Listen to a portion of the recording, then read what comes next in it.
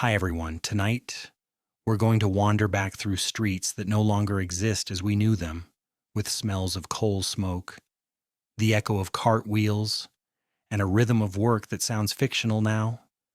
Imagine cobbles damp with morning fog, a faint knock on a window pane before dawn, a horse stamping its hooves while a man calls out for rags and bones. You probably won't survive in that world if you arrive empty-handed and late to your shift. So before you get comfortable, take a moment to like the video and subscribe, but only if you really like what I do here. And tell me in the comments your location and local time. Now, turn off the lights, maybe turn on the fan for some soothing noise, and let's get started tonight. I'm standing, in my mind at least, on a street in Salford just before the First World War. It smells of bread, soot, and horse sweat. You can hear the squeak of a milk cart's axle, a far-off factory whistle, and a single man calling names under his breath as he taps on windows with a stick. The jobs here aren't curiosities in a museum. They're the scaffolding that holds families upright. Without the knock, the milk, the coal, or the sweep, the day collapses. Old age wisdom says a community is built by small acts repeated daily, and you can see it in these micro roles. Each one carries a kind of informal contract. I'll get you up, you'll make it to the mill, I'll deliver the milk, you'll keep your family nourished. The quirky thing is that to a modern reader, these jobs sound like folklore characters, a human alarm clock, a rag collector trading goldfish, a woman who rules the public toilet like a small fortress. Yet these were stable, even respected ways to earn a living. In academic debates about labor history, we call this the everyday infrastructure of service, small occupations creating a network of punctuality, cleanliness, and information long before automation. As I picture that street, I can almost feel the human threads stitching the morning together. People know one another's names, habits, and secrets. They gossip, barter, watch for trouble. This isn't nostalgia for coal dust or icy bedrooms. It's an appreciation of how work once carried social contact as part of the service itself. And in the next part of this journey, we'll step right into the boots of the people who knocked on windows before dawn. It's still dark in my imagined street, and I'm following one of the knocker-uppers as he makes his rounds. His boots crunch on damp cobbles. The air tastes of soot and wet iron. He balances a long pole tipped with wire, and at each stop, he tilts it upward to wrap a window pane 2-3 times. Somewhere inside, a bed creaks, a candle flickers to life, and another factory worker avoids a fine or dismissal.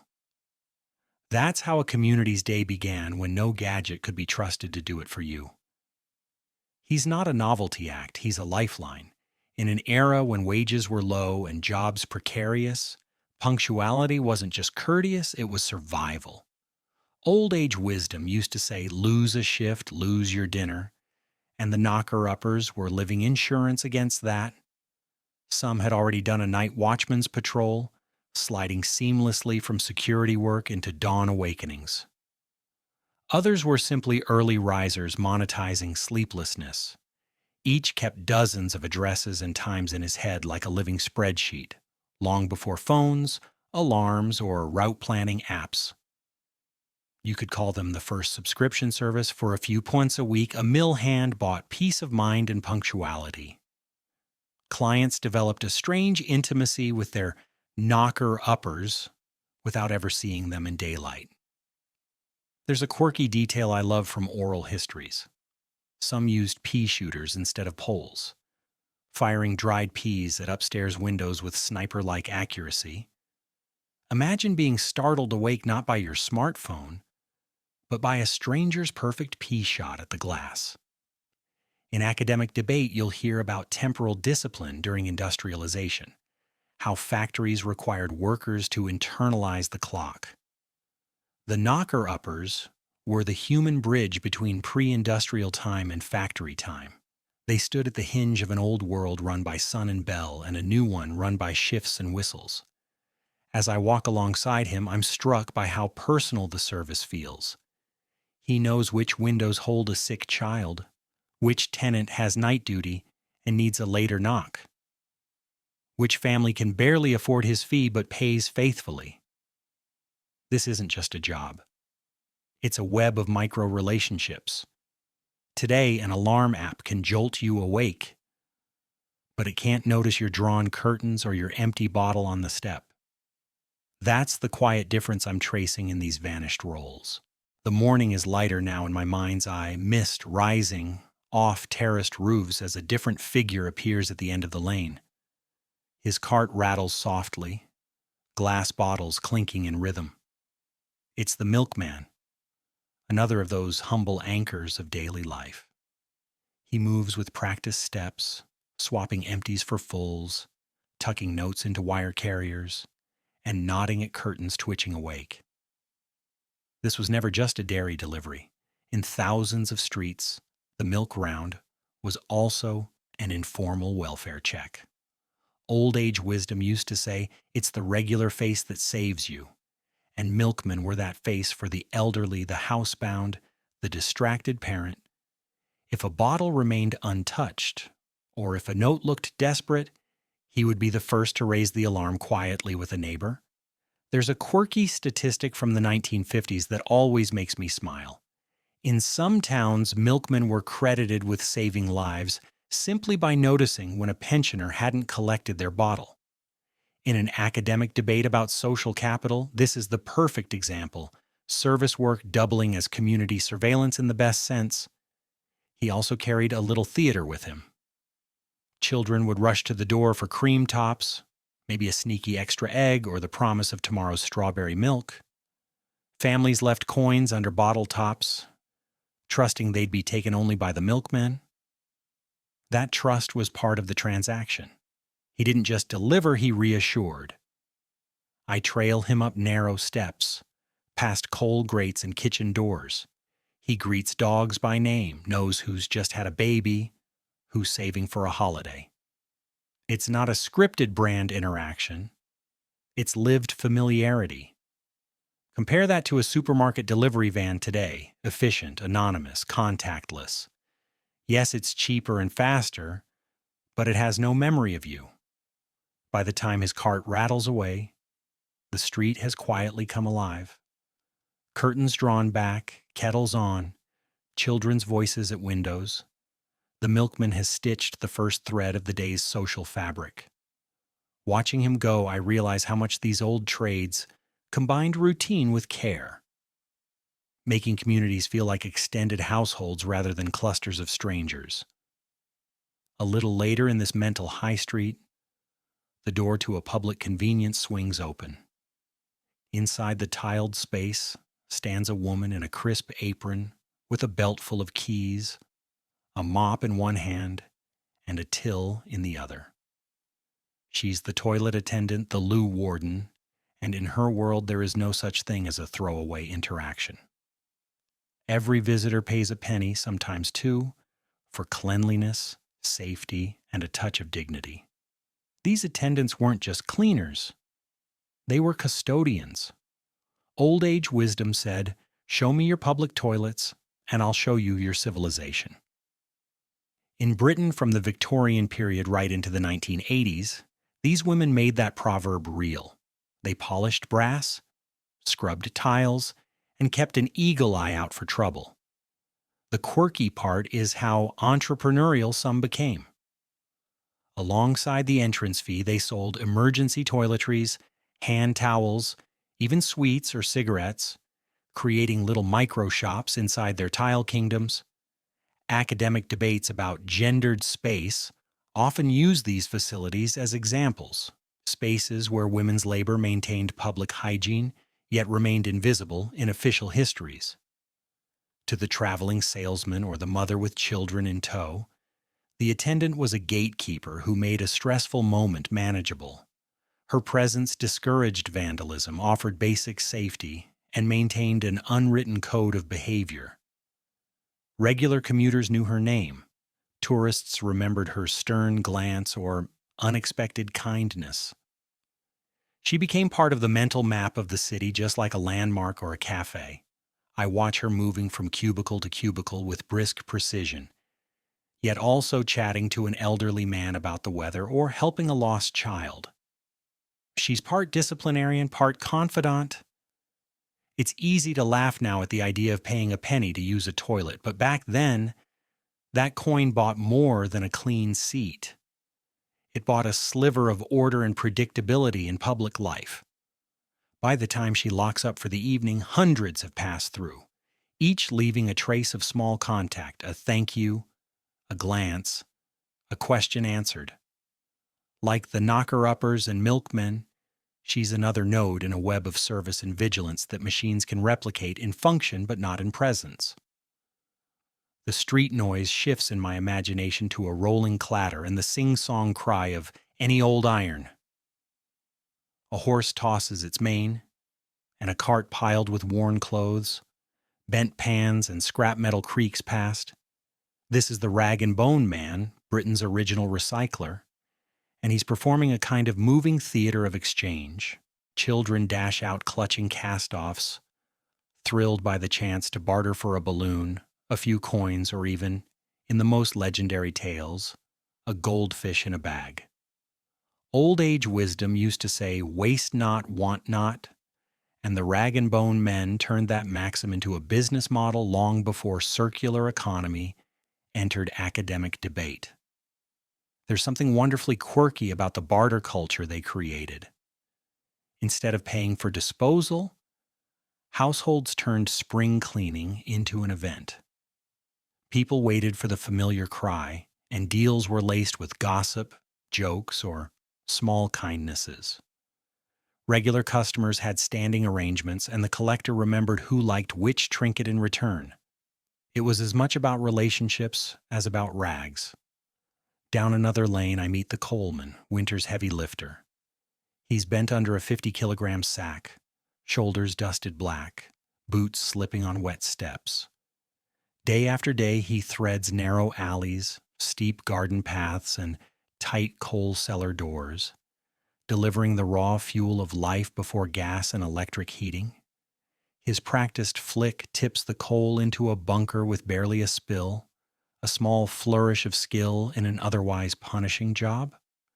Many developed coal tattoos, tiny black specks embedded in old cuts, a permanent badge of labor. Watching him, you see sheer endurance, but also predictability.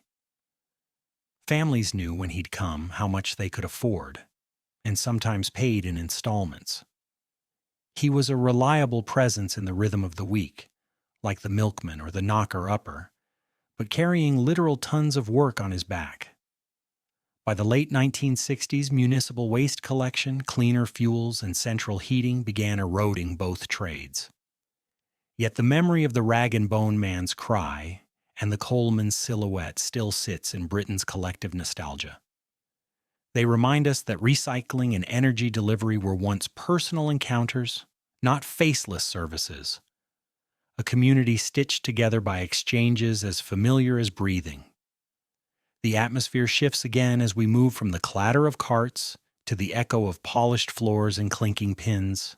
Picture a bowling alley in 1950s Britain, cigarette smoke curling under bright lights, jukebox murmuring, balls thudding down wooden lanes.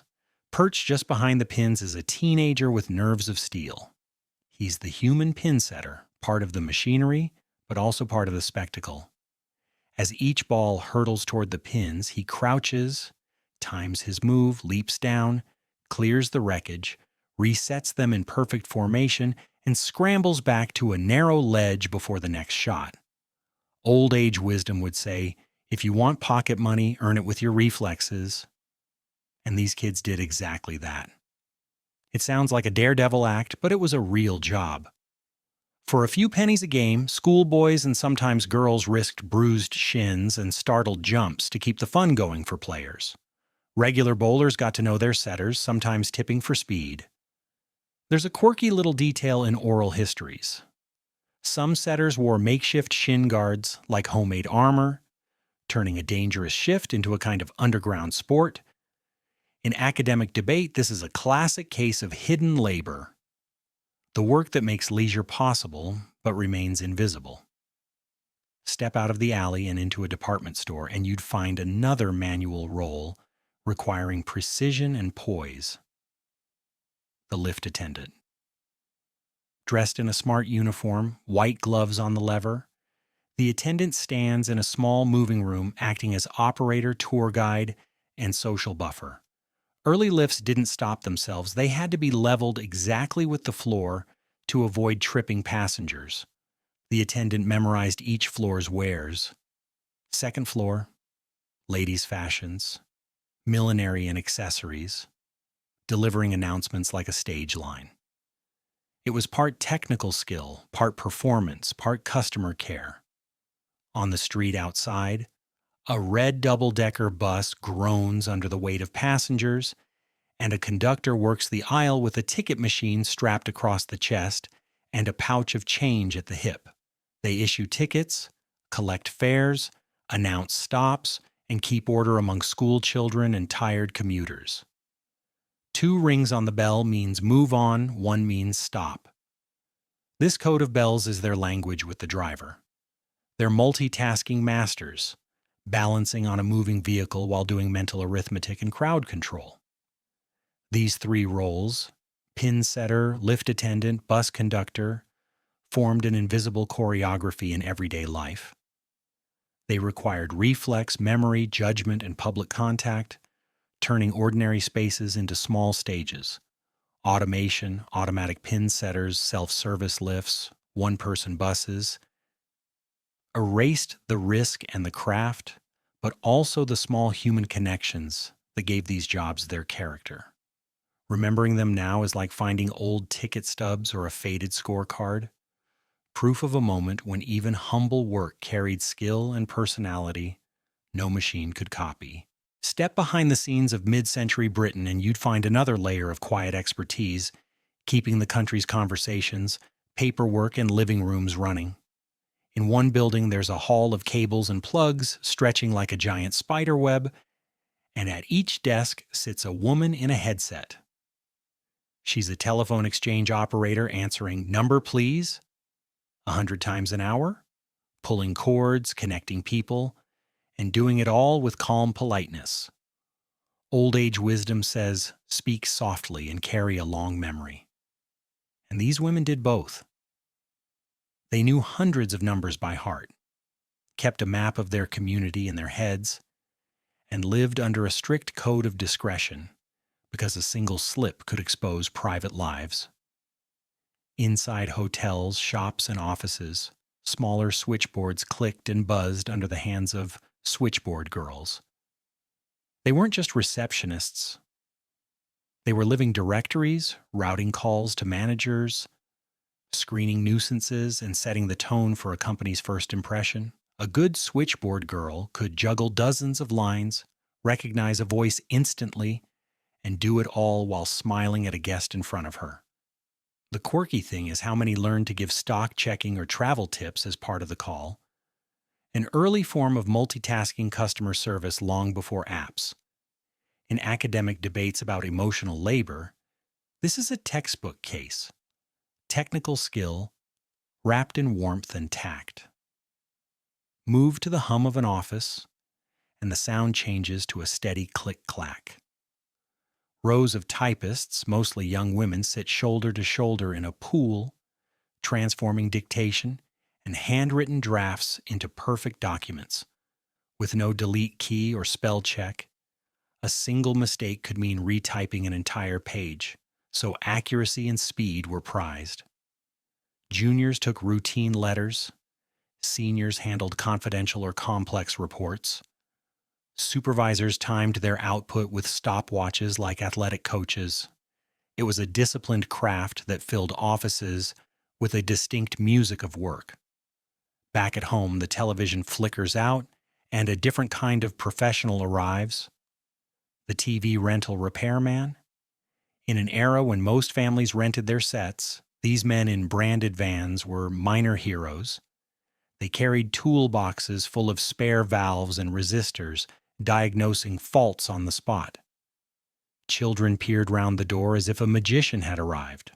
Regular visits built familiarity, cups of tea and biscuits were as much part of the service as the repair itself. Together, these roles created an invisible infrastructure. Operators connected voices, switchboard girls managed information flows inside businesses, typists kept written communication immaculate, and repairmen restored the glow of family entertainment. When direct dialing, personal computers, and more reliable electronics arrived, these workers faded from sight. But they mark a time when human skill, not circuitry, kept Britain's lines open, papers moving, and households humming. Slip from the office to the high street and the rhythm changes again. In a record shop, before the age of streaming, a teenager leans over a counter with the authority of a DJ. She's the listening booth assistant, gatekeeper of a small temple of sound. You hand her a sleeve, she slides out the vinyl with ritual care, cues it on a turntable, and points you towards a tiny wooden booth where headphones wait. Old age wisdom once said, "Never buy a pig in a poke." And this was how you avoided a dud LP. Her encyclopedic knowledge of new releases made her a quiet influencer, steering whole town's tastes with a nod or a raised eyebrow. There's a quirky detail from shop lore. Regulars sometimes left her a chocolate bar or a thank you note for introducing them to a favorite band. In academic debates about cultural intermediaries, she's a perfect case study. A frontline worker shaping consumption without anyone noticing. Back in an office or factory, a different ritual rolls in on squeaky wheels. It's the tea lady with her trolley of hot urn, cups, and biscuits. She knows how you take your brew, remembers birthdays, and offers a listening ear between deadlines. These rounds break the monotony like bells in a monastery, creating a moment of pause and chatter. She's a confidant, gossip conduit, and morale officer all rolled into one. Compare that to a vending machine, efficient, silent, but entirely forgettable. Now picture a smoky theater or nightclub. A young woman in a fitted uniform and a tray strapped around her neck threads through the crowd. She's a cigarette girl selling smokes, mints, or tiny souvenirs with a flash of a smile. The job combines sales, showmanship, and quick footwork to dodge wandering hands. They memorize brands and regulars' favorites, working for a commission and a little glamour, in a world now unthinkable under modern smoking bans.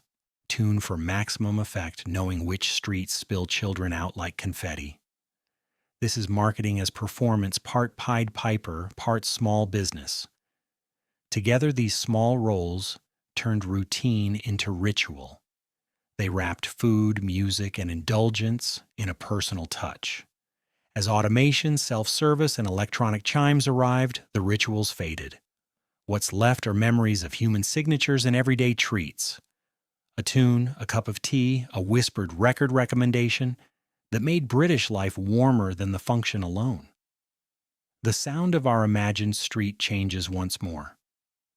Instead of shop bells or clinking glasses, there's the long brush of bristles against brick and the faint hiss of gas as a lamplighter moves from post to post.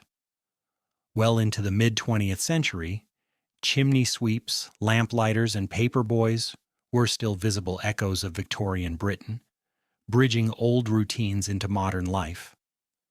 A chimney sweep in the 1950s no longer sent a child up the flue, but arrived with long-handled brushes and a vacuum. He knew the pattern of soot and creosote in each terrace house, and he worked to prevent fires and carbon monoxide poisoning at a time when coal fires still heated most homes. Old age wisdom once said, "A clean chimney is a safe hearth," and households booked sweeps as regularly as groceries. The quirky thing is that many still wore top hats or offered lucky handshakes at weddings, keeping folklore alive while using modern tools. In academic debate about survivals, customs that persist after their original function, The sweep is a textbook case. A few streets away, a lamplighter is making his rounds. With a ladder or a long pole tipped with flame, he ignites gas lamps at dusk and extinguishes them at dawn. He also wipes glass lanterns, adjusts valves, and chats with night workers, becoming part of the rhythm of the street. Residents could set their watches by him. Children greeted him like a storybook character. He is literally bringing light, but also acting as a living clock. And then there's the paper boy, a more modern but equally personal figure. Rising before dawn, he collects a heavy canvas bag of newspapers from a corner shop, folds them for throwing, and cycles through rain, frost, or sun. For thousands of teenagers, it was a first job, teaching punctuality, route planning, and customer service. Regular customers left Christmas tips or notes about where to place the paper. The boy learned which gardens had barking dogs and which steps iced over. These three occupations delivered safety, information, and light directly to households. As heating modernized, electric street lighting spread and news became digital, the figures disappeared. What lingers is a memory of everyday interactions, nods at the lamplighter, a thank you to the sweep, a coin slipped to the paper boy, that made public services feel human rather than automatic. Stepping back from the individual trades, I start to see the bigger weave they formed. Each of these vanished jobs, whether a knocker-up tapping at a window, a coalman hefting sacks, or a cigarette girl weaving through a theater, was a thread in a living fabric of community. They weren't just odd roles. They were daily points of contact that created trust, small talk, and informal care. Old age wisdom said, "Many hands make light work, but many faces make a community." And you can see that principle in action here. Think about the milkman noticing an unopened bottle and checking on an elderly neighbor, or the bus conductor remembering a passenger's usual stop, or the tea lady knowing how each worker took their drink. These weren't grand gestures. They were micro signals of attention that gave people a sense of belonging. In academic debate about social capital, these jobs look like hidden nodes in a network, carrying information and reassurance alongside goods and services. There's a quirky modern twist, too. Today, apps and gadgets promise convenience. Instant alerts, home deliveries, automated services, yet they rarely provide a name, a face, or a conversation. Your alarm app can wake you, but it won't notice you're sick. A delivery van can bring milk, but it won't realize your curtains haven't moved for days. Street lights flick on automatically, but no one greets you at dusk. In the shift from person to machine, function stayed, but texture drained away. Walking through my mental high street after telling all these stories, I feel how lively it would have been. The cries of rag and bone men, the smell of coal, the clink of milk bottles, the ring of a conductor's bell, the swoosh of a lamplighter's pole. This was work as presence. It turned transactions into relationships and labor into a kind of community maintenance. We can't simply resurrect those roles. The technology that replaced them is here to stay. But remembering them isn't just nostalgia. It's a prompt to ask what we've lost and how we might rebuild connection in new ways. Perhaps it's greeting your delivery driver, checking on a neighbor, or valuing the human voices behind a service line. These small acts echo the same values those old jobs embodied: reliability, attention, and shared rhythm. By now, our walk through Britain's old working life feels like turning the pages of a living album. We've met knocker-uppers, milkmen, rag and bone men, coalmen, pin setters, lift attendants, bus conductors, switchboard girls, typists, tea ladies, cigarette girls, lamplighters, sweeps, and paper boys. Each role had its own tools, smells, sounds, and rhythms, yet together they formed a single ecosystem. Old age wisdom says a village is not built by bricks but by faces. And these were the faces that made towns run. Standing at the end of my imagined street now, I try to hear what's missing. The cries, the clinks, the knocks have fallen silent. Machines have taken over the function. Alarm clocks, refuse trucks, central heating, vending machines, automated lifts, electric lighting, push-button phones. The quirky paradox is that while these advances brought hygiene, speed, and comfort, they also erased the incidental human contact that came as part of the old service. In academic debate about modernity's trade-offs, this is exactly the tension. Efficiency purchased at the cost of texture. I remember a neighbor from my own childhood who still left empties out for the milkman in the 1980s, even after the supermarket had undercut the price. She said it wasn't about the milk, it was about the chat on the doorstep. That small story sums up what so many oral histories reveal. People valued the predictability, the personal presence, the sense of being known. You can't buy that at a checkout. Looking across all these jobs, you see how they carried more than goods. They carried information, reassurance, and a feeling of time shared. A lamplighter told you it was dusk. A bus conductor told you when to get off. A tea lady told you who'd had a baby. These micro messages wove people together. Without them, we risk neighborhoods turning into anonymous corridors rather than living communities. As we close this long evening of memories, I'm not arguing for coal dust or paper rounds in the snow. I'm pointing to the values beneath them: reliability, small courtesies, local knowledge, and asking how we can plant them in our automated world. Maybe it's greeting the delivery driver by name. Maybe it's checking on an elderly neighbor. Maybe it's simply noticing who's there. That's how we keep the human pulse inside the machine. The street in my imagination has gone quiet now. The milk bottles gathered, the chimneys swept. The lamplighter's pole resting in a shed somewhere. What's left isn't noise or movement, but an aftertaste. A sense of how daily life once felt like a web of small human threads. All those vanished jobs weren't just occupations. They were tiny rituals of connection. Old age wisdom used to say, many drops make a river, and these drops of service made a current of belonging that ran through British neighborhoods.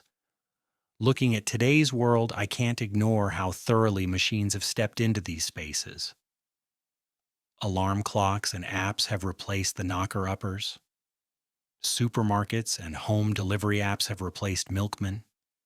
Central heating and digital news have replaced coalmen and paper boys. We gained speed, privacy, convenience. But the quirky paradox is that the more seamless the service became, the less visible and less personal it grew. In academic debate about social erosion through automation, these roles are case studies, showing how the functional side of community can be automated but its emotional side can't. When I picture the knocker-up's pole tapping a window, or a tea lady remembering someone's birthday, or a lift attendant guiding nervous passengers, I'm really picturing a kind of neighborliness built into everyday work. These jobs stitched people into time and place. They turned strangers into familiar figures, and routines into reassurance. That's the lesson sitting quietly behind the nostalgia. We're not going back to coal fires or hand-cranked switchboards, but we can decide how to bring a little of that presence back into modern life. It might be greeting the parcel courier by name, chatting with the barista instead of staring at a screen, or checking on the older person next door. These gestures are small, but they echo the values embodied by those professions: reliability, attention, shared rhythm. They're how we keep a pulse of community inside a world of devices. So before you close this video, think of the old jobs as more than trivia. They're a reminder that progress is a choice, and we can choose to weave connection back into our routines, even as we embrace new tools. That's the quiet inheritance of Britain's vanished working life, not the tasks themselves, but the human care threaded through them. We've just walked through an entire street of Britain's vanished working life, moving from dawn knocks on upper windows to midnight extinguishing of gas lamps. Each section unfolded a lost profession. Knocker-uppers, milkmen, rag-and-bone men, coalmen, pin setters, lift attendants, bus conductors, switchboard girls, typists, TV repairmen, tea ladies, cigarette girls, chimes operators, chimney sweeps, lamplighters, paper boys. Taken individually, they might look like curiosities, but together they reveal how work once stitched people into a dense fabric of daily contact. A knock on the window, a bottle left on the step, a ticket punched, a record cued in a booth. All were micro interactions that built trust, routine, and local knowledge. Technology and infrastructure slowly dissolved these occupations. Alarm clocks, supermarkets, central heating, automated lifts, vending machines, electric lighting and direct dialing brought convenience, speed, and hygiene, but also anonymity. Functions continued, yet the faces disappeared. In their place grew a nostalgia for the rituals, the sounds, and the steady presence of familiar workers. Remembering these roles is more than quaint curiosity.